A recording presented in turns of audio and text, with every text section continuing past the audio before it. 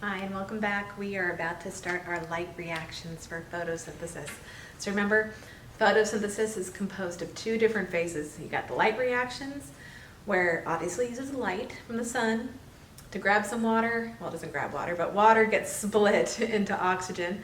And this is where we're going to focus right now. Later on, we're going to get to the Calvin cycle. But for the light reactions, this is going to kind of mimic what we saw with oxidative phosphorylation in cellular respiration. Very similarly, we're going to have an electron transport chain, you know that, and instead of chemiosmosis, we have something else. It's called photophosphorylation. Beautiful long word. If you could use that in Scrabble, you're done. So, the light reactions. This is composed of an electron transport chain and something called photophosphorylation. We're going to get to that. So, composed of an electron transport chain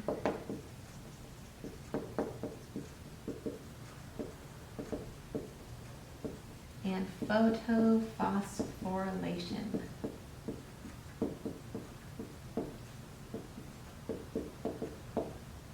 Awesome long word. And the whole point of this is it uses water and light energy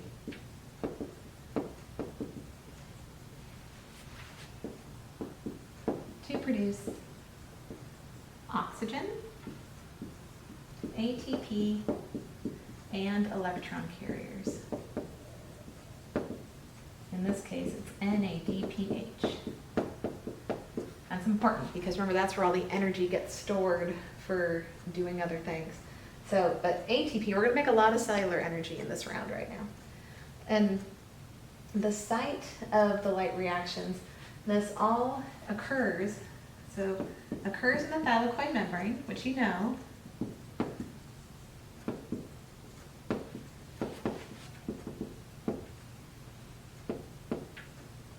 Within these, and it's just kind of like the inner membrane of the mitochondria where we had these protein complexes, very similar. We have, within the thylakoid membrane, we have another set of protein complexes that are allowing us to do this job. So it occurs in the thylakoid membrane within protein complexes.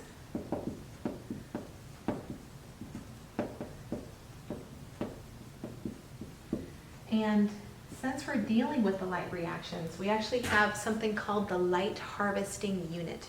This light harvesting unit is called a photosystem. So photosystems, a photosystem is a light harvesting protein complex.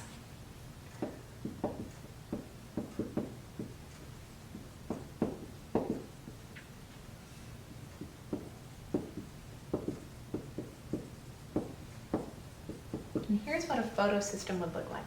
If you're looking at the membrane of a thylakoid, remember it's a phospholipid bilayer, just like any other membrane.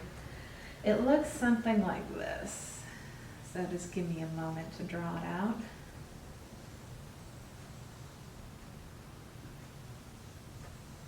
This is like triple protein complex. And within this triple protein complex, you would see all of these pigments within the complex. I'm just drawing them as circles.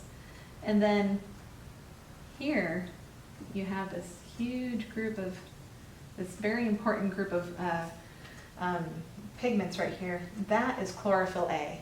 Surrounding the sides of the photosystem, you could have chlorophyll B, other types of pigments, because what pigments do is that they absorb light and all that energy. And that's what's happening here. You also have this thing right here. So let's label these. So these guys, these are pigments. And they could be any types of pigments. This one right here, this is a special one. We call that, that is the reaction center. That is chlorophyll A. So chlorophyll A, PHYLL. This is the reaction center.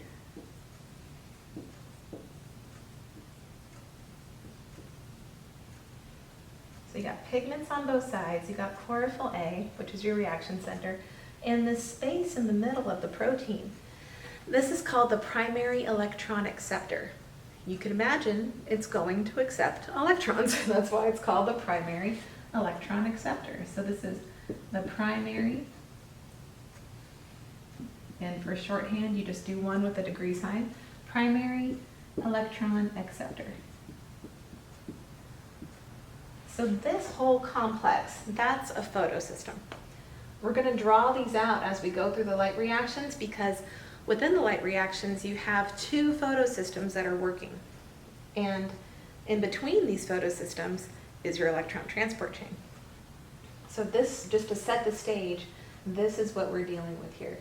And these are, if you're looking at a thylakoid, if you're looking at a chloroplast and inside are all these little thylakoids, and all of them are surrounded by membrane, you have photosystems everywhere in every single little thylakoid. So they're just constantly repeated all over the place. So you're trying to harvest, if you're a plant, you're trying to harvest as much light as possible because that light is energy. And that allows you to do all this cellular work without having to use ATP. That's awesome. You want to reserve your ATP if you can. So if the sun can do your job, let it do it. And you have these pigments there, you could totally do that. So that is a photosystem. All right, let's get into what all of the light reactions actually does. So the light reaction is composed of an electron transport chain and photophosphorylation. Once again, we're going to make a big drawing about this and we're going to talk about it. So let me set the stage for the light reactions. We're going to be zoomed in on the thylakoid membrane.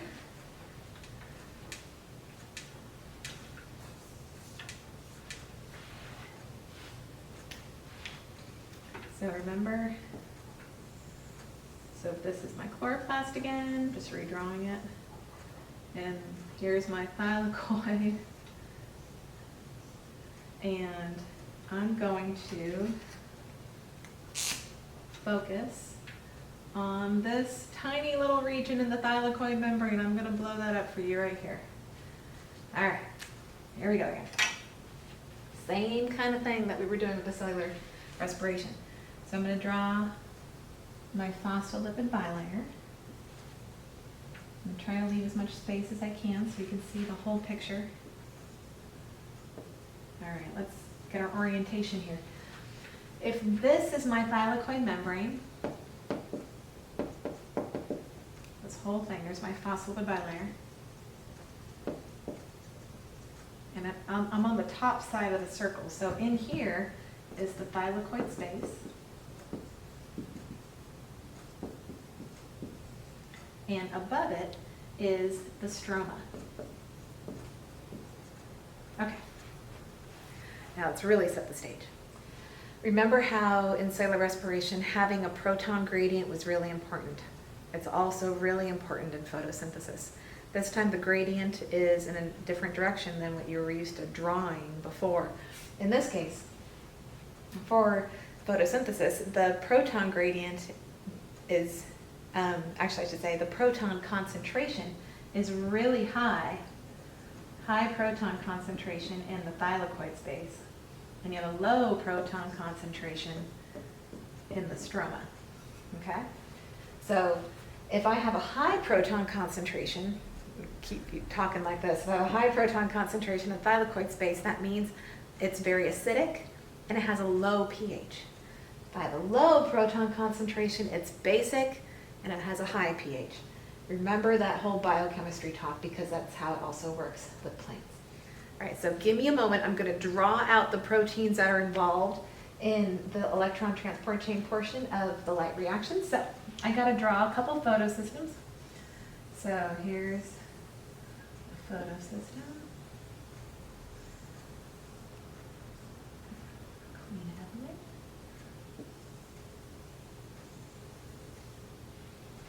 And then make sure I do it pretty.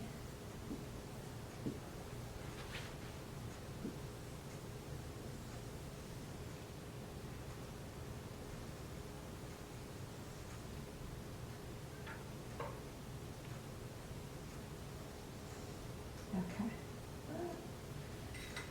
Maybe it doesn't look as nice as I wanted it to. Let's see.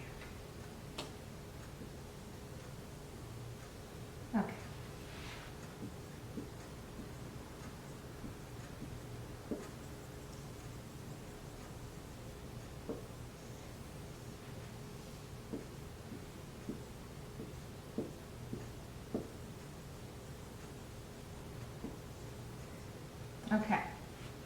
So we have a pair of photosystems for the light reactions.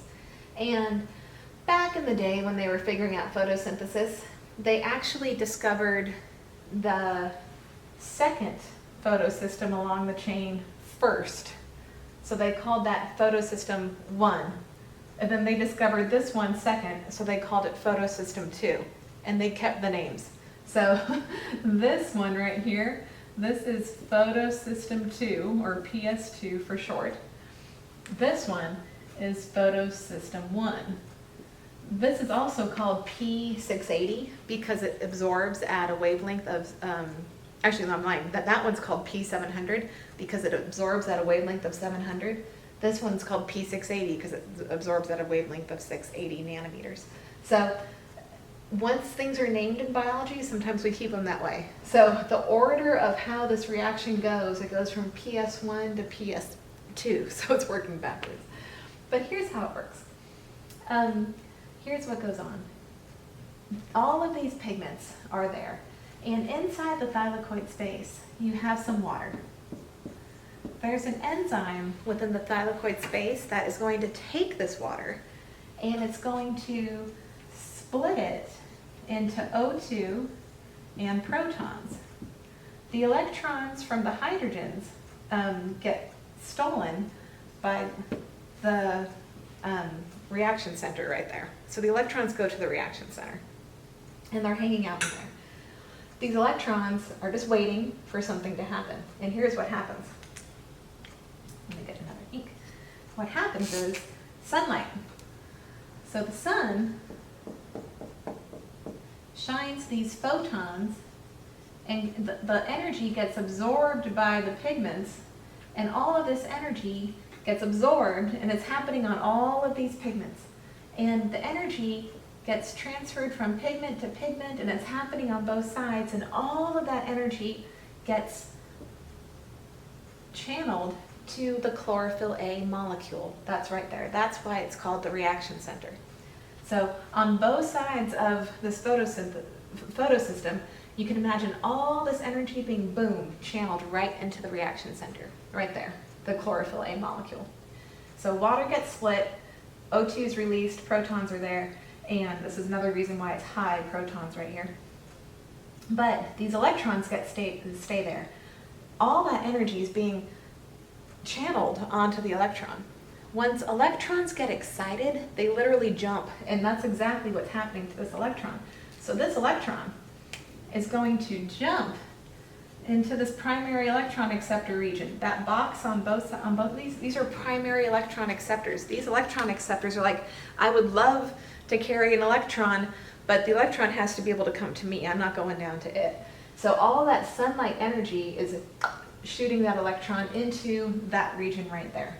And now, the electron is like, it's on a slide. It's almost like it's just like it was in cellular respiration, but there's no electron carriers right now. So this electron wants to actually go here, because to this next reaction center, it's actually trying to call this electron over. So this electron travels down these sets of proteins, which happens to be an electron transport chain. Oh my goodness. So this electron transport chain, and it dumps the electron at the next reaction center in PS1. Same thing is happening because sunlight is everywhere. So sunlight, it's not another sun, it's the same sun, is giving the proton energy, exciting all the pigment molecules within the photosystem, and all that energy gets transferred to the reaction center. And once again, that electron is going to shoot up into the primary electron acceptor. Okay, now here's where it gets to be fun, because it's going to start making something a little bit. This next portion right here, there's another electron transport chain, very tiny electron transport chain. And so this electron travels down the electron transport chain into this enzyme right here. This enzyme is called NADP+ reductase. So when you reduce something, you're gaining electrons. So in this case, we're trying to put electrons on NADP+. NADP+ is our electron carrier, I'm sorry, acceptor. We want to turn it into an electron carrier, NADPH. So what happens is that the electrons within NADP+ reductase, because this is where they finally land, NADP+ grabs these electrons and becomes NADPH. And some protons also go in for the mix as well, because that's what those electron carriers do. That's the electron transport chain of the light reactions. Now you can guess there's going to be a little bit more on this membrane. I just couldn't draw it because there's no more board, but I'm going to do that for the next round. So what I want you to know is that for the electron transport chain, sunlight comes in. The pigments within photosystem 2, the first one that's online, the photosystem 2, the pigments absorb all this light energy, transfer this energy ultimately to chlorophyll A, the reaction center. Within chlorophyll A, there's an electron waiting there because water got split. It got split into oxygen and protons, and the electrons remained inside the photosystem. The electrons absorb all that energy, shoot up into the primary electron acceptor region, go down the electron transport chain, and go to the second reaction center in photosystem 1. Same thing happens again. Light energy comes down, gets transferred to the electron. That electron jumps up into the primary electron acceptor, goes down a second tiny electron transport chain, and then it's basically being, the electronegativity of NADP+ reductase is actually pulling that electron in, and NADP+ scoops up 2 electrons, just like those other electron acceptors do, and it becomes NADPH, electron carrier. You're making tons of electron carriers during this time, because that's where you get a lot of your potential energy, your stored energy that you can use for other things later on. Right, that is part 1 of the light reactions. Come back, we're going to do part 2 of the light reactions. Very similar. So now that you've seen an electron transport chain and you know that there's protons involved, I'm wondering if you'll figure out what other things are coming up. So come on back. I bet you're on the right track.